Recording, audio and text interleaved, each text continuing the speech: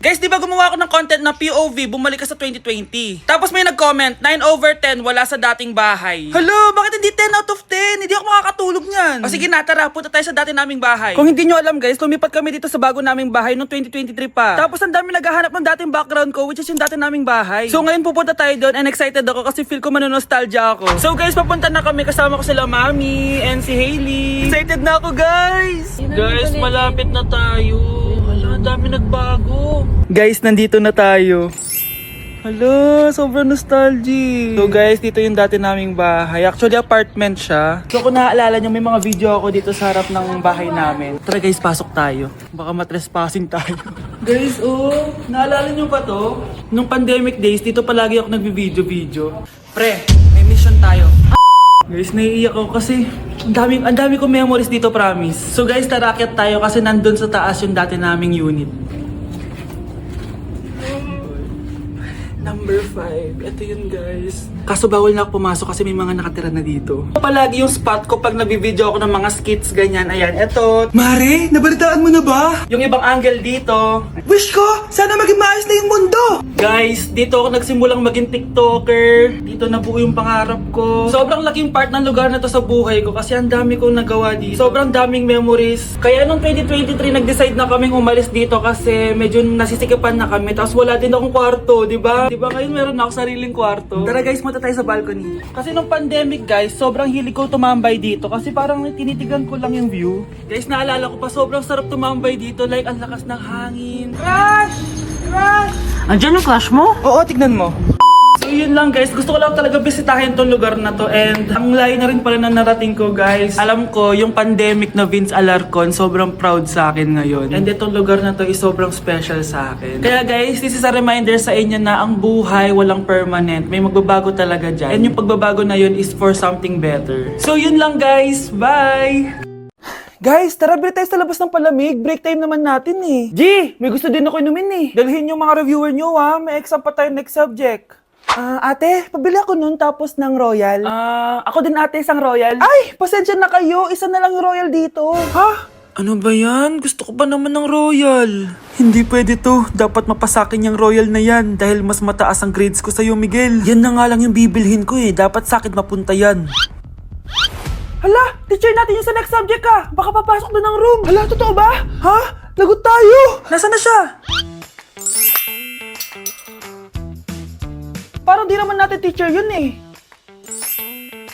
Ang galing! Ayun! Naisahan tayo! Masarap! Ito ang gusto ko! Ito na! May nag-deliver na ng Royal! Yun!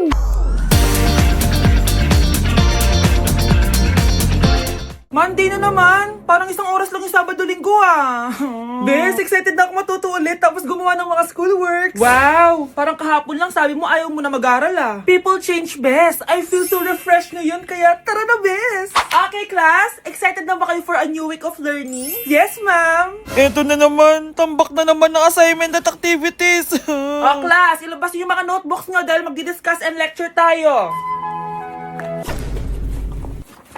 Ang pambansang bayani natin ay si Jose Rizal. Dapat alam niyo yung full name niya, ha? Jose Portasio Rizal Mercado E. Alonzo Realonda. Ano ba yan? Ang bilis naman magsulat ni ma'am. Okay, class, na-gets ba? Dapat alam niyo rin ang full name ng mga magulang ni Rizal at ang mga kapatid niya.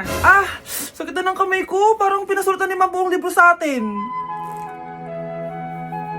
Okay, class, take a break muna para mapahinga yung mga kamay nyo. Hindi ko na kaya to. Hoy, Bes, Monday pa lang tayo, pero pang Friday na yung pagod mo. Ito, Bes, may baon pa ang isa. Inumin mo yung Oishi Smart C. Bes, na-refresh ako. Parang ginanahan ulit ako mag-aral. When I feel stressed, Bes, palagi ko iniinom to. Kasi masarap at nakaka-refresh with vitamin C pa. Kaya, Bes, kapag di na kaya ang stress, refresh with Smart C. Bibili talaga ako ng maraming ganito, Bes. Okay, class, tapos na yung break nyo. May 5 pages pa tayo na i-lecture, okay? Let's continue. Bes, alam mo na, ha? Sa nanay nating hindi napapagod magtrabaho. Nay, pasok na ako sa school. Anak, gising ka na pala. May pagkain na sa mesa. Kumain ka muna bago ka pumasok, ha? Sige, Nay. Baunin ko na lang. Pasok na ako, ha? Sige, anak. Mag-ingat ka, ha? Sa nanay nating nagiging doktor pag may sakit tayo. Nay, sakit ng ulo ko. Tapos, Sinisipon pa ako. Oh, ito anak, nagpakulo ako ng tubig. Mag-sob ka muna. Effective to. Sure ka na, gagaan yung pakiramdam ko dito. Ay, sabi ko naman kasi sa'yo, alagaan mo sarili mo, di ba? Hello, oo nga, Nay, ang galing. Oh, ano ba masakit sa'yo? Marami akong gamot dito. Lah, pharmacy yarn? Sa nanay nating inuuna tayo bago ang sarili nila. Anak ko, ang ganda ng bag na nakita ko sa online, no? Ay, oo nga, Nay, aesthetic. Bagay sa'yo yan, Nay. Bilhin mo na. Baka next time na lang. Kakabili ko lang ng bago mong shoes, eh. Ha? Eh, nakita ko kasi na sira-sara na yung gamit mong pang school, kaya binilang kita ng bago. Oh, ito anak. Nay, kaya pa naman yun eh. Pero thank you dito ah. Ganda nito. O ano, nagustuhan mo ba? I love you anak. I love you, Nay. Sa lahat ng nanay na nag-alaga, nagparaya at binigay sa atin ng lahat, maraming salamat sa inyo. Happy Mother's Day! Kuya, update po sa pinapagawa mong coffee shop. Parang wala naman nagtanong, be. Okay, kahit wala nagtanong, i-update ko kayo kung ano nangyari sa coffee shop ko. Grabe yung background ko, parang may lamay. So, eto na nga ang chismis, kaya di ako nakakapag-post about sa coffee shop ko. Yung coffee shop ko kasi guys, nagka-aberya, yes. Balak ko sana, gagawin ko siyang journey. Yung may update kada may nangyayari. Eh kaso, nagka-aberya. Kaya hindi mo na ako nag-post masyado kasi, ewan ko, feel ko the more I post, parang nagkaka-aberya eh. Kaya ngayon guys, magpo-post na ako kasi malapit na kami mag-open for real. Alam nyo, sa totoong buhay lang talaga, sobrang nakaka-stress pala magpatayo ng coffee shop. So, eto na guys, i-update ko na kayo. So, neto mga nakaraang araw, as you can see, wala na talaga akong tulog mga be. Kasi guys, nag-i-ingress kami. Itong ingress namin is yung pag-aayos na talaga ng shop. Ilalagay na namin yung mga furniture, mga counter. Ire-retouch yung paint. Ire-retouch yung mga kung ano-ano. I-assemble yung ibang furniture. Guys, time check. Nandito pa rin kami ni Mami. Nabot na kami ng 6 a.m. Ito yung update sa shop. Yung mga ibang furniture, ayan, ginagawa na din. Tambay muna kami ni Mami dito. Guys, ito pala is furniture namin dito sa coffee shop. Ayun, nakabalot pa. Be, literal na walang tulugan. Akala nyo isang araw lang yon? May day 2 pa ang walang tulugan. So dito sa day 2 maraming nangyari. Inassemble ko yung mga furniture. Time check, it's 12 in the evening and nandito pa rin kami. Day 2 na ng ingress namin. So may mga furniture na dyan. So ayun, tulog na si Mami kasi sobrang antok niya na. So nandito ako ngayon sa may laundry kasi nandun lang yung shop. Grabe, sobrang pagod. And tinatapos na yung shop ngayon. Guys, tignan nyo naman, sobrang lawak ng space ng counter namin. For sure, magiging komportable magtrabaho dito yung mga barista. So update guys, 8 a.m. na kami natapos at sobrang kalat pa dito as you can see. Pero malapit na tumatapos, promise. And guys, nilalagay na rin yung signage natin. Hindi pa nagtatapos dun guys. Kasi sinetap din namin yung binili kong espresso machine. Itong binili kong espresso machine ay pang commercial na talaga. At meron tong 2 group heads. Para syempre kapag maraming customer, agad natin maserve yung coffee nila. Sunod naman natin yan box itong commercial grinder natin. Pinili ko talagang mga kulay is kulay white para malinis tignan. At syempre para bumagay din sa aesthetic ng coffee shop natin. So malapit na talaga itong matapos. Pero syempre gagawa ko ng tour sa inyo. Hindi ko muna papakita yung buong loob niya. Finally guys, natapos din. And makakapag-open na tayo. Hello, nakakamiss naman yung pandemic.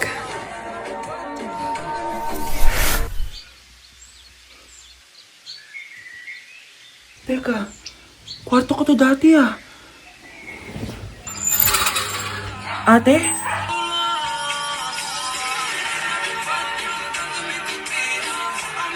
Oh, Miguel! Uso kasi ngayon to itong Copines na dance. Ano sinasayaw yan? Lumang kanta na yan ah. Ha? Kaka-release lang talaga na ito. Anong luma? Ha? Weird mo. Nasaan na ba si Kyle? Kyle! Yes, ma'am. Shh! Kuya, huwag ka maingay. Baka marinig ka ng teacher ko. Oh, ang ginagawa mo dito? Di ba may pasok ka? Online class na lang daw muna kami, kuya, kasi pinagbabawal yung face-to-face classes. Ha? Bumalik na naman kayo sa online class? Pati ba naman ikaw, Kyle? Diyos ko, ang weird nyo.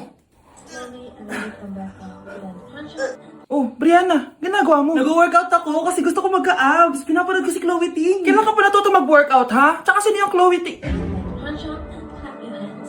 Chloe Ting? Bakit ang weird nyo?